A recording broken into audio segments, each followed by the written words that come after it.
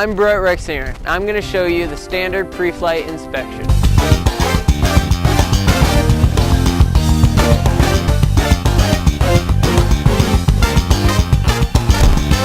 We start by turning on the master. Now I'm going to put down all the flaps.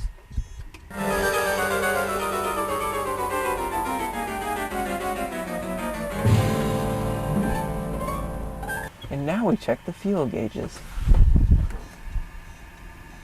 And now we turn off the master.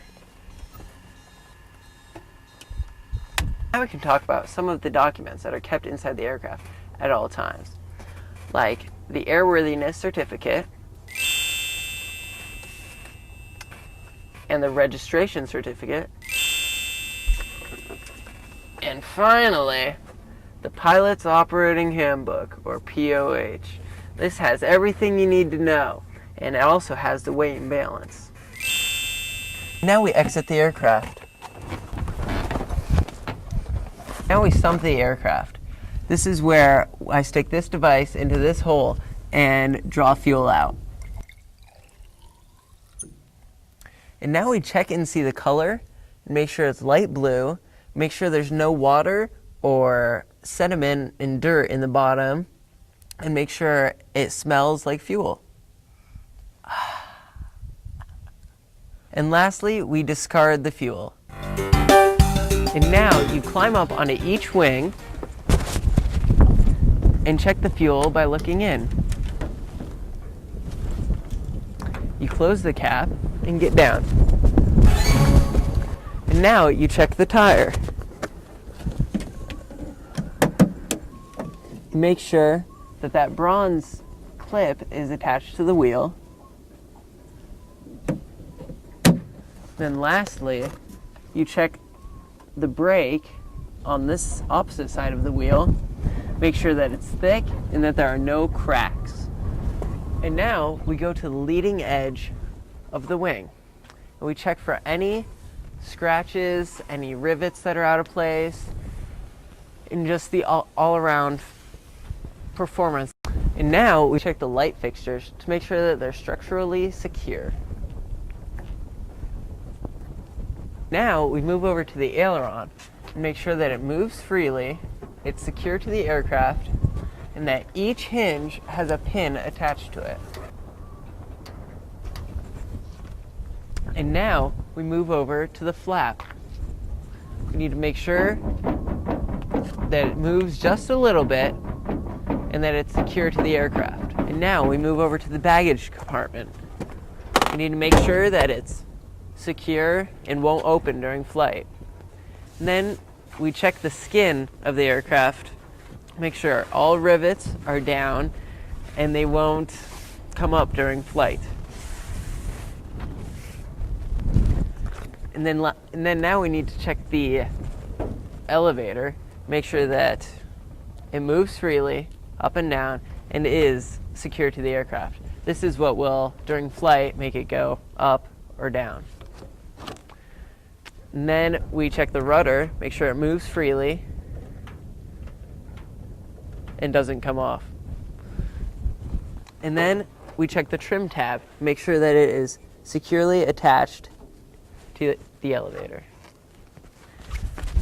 Then we move to the right wing, but checking the skin of the aircraft and the rivets. And then we need to check that our antenna for the emergency location transmitter, or ELT, is secure and won't fall off during flight. And now we move on to the flap. And just as we did on the other side of the aircraft, we check for its stability and that it moves just a little bit. And now we move on to the aileron. Make sure it moves freely, attached to the aircraft, and that each hinge has a pin attached to it. And then also, each aileron has a counterweight. 1, 2, 3 counterweights. Now we walk out to the end of the wing and check the lights. Make sure that they're secure and attached to the aircraft. And now we walk along the leading edge of the wing.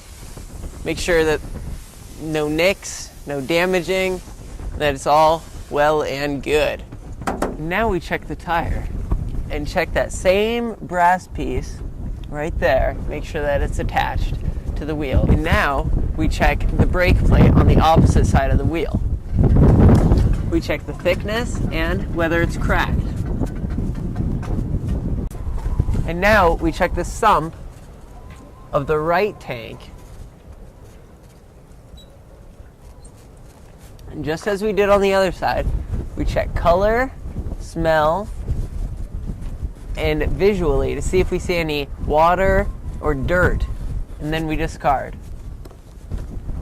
And now we check the fuel inside the wing, just like we did on the other side.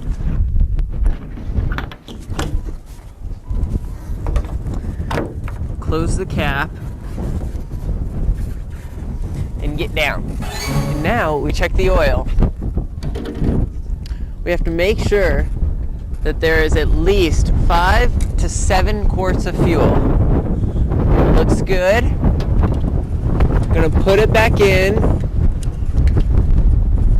screw it on, and now we need to empty the carburetor fluid. This will empty all debris and anything that settles to the bottom of the carburetor. And we need to let it run for approximately 4 seconds.